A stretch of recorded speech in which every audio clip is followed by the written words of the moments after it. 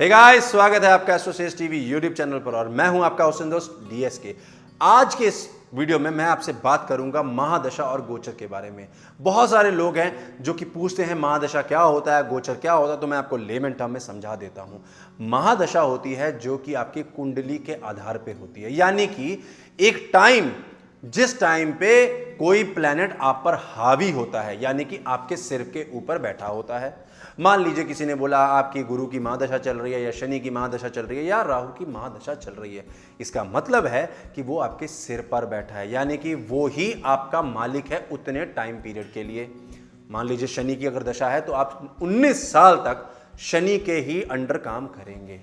ये होती है महादशा। गोचर क्या होता है? गोचर होता है कि हमारे ब्रह्मांड में जब प्लैनेट यानी कि ग्रह भ्रमण कर रहे हैं उसको हम गोचर कहते हैं।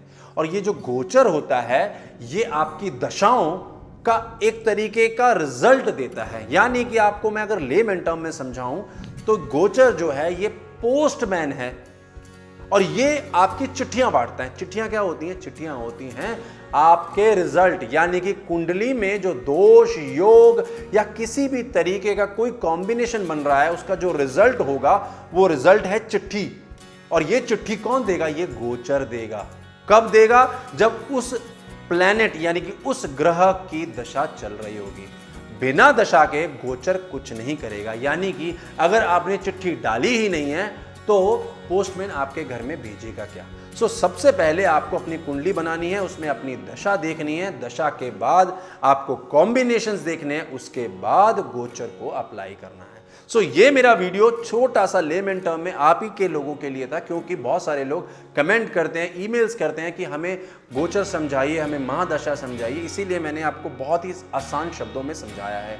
पर फिर भी अगर आपको समझ में नहीं आ रहा, मैं आपके साथ हूं, आप नीचे कमेंट करिए, मैं आपको रिप्लाई दूंगा और जब तक आपका कंफ्यूजन है आपके कंफ्यूजन को दूर किया जाएगा। इसके साथ साथ अगर आपने हमारे इस चैनल को सब्सक्राइब नहीं किया है तो सब्सक्राइब कर लीजिए और अगर बेल आइकन नहीं दबाया तो दबा दीजिए, क्योंकि हमारी नोटिफिकेशन आप तक तभी तक पहुंचेगी।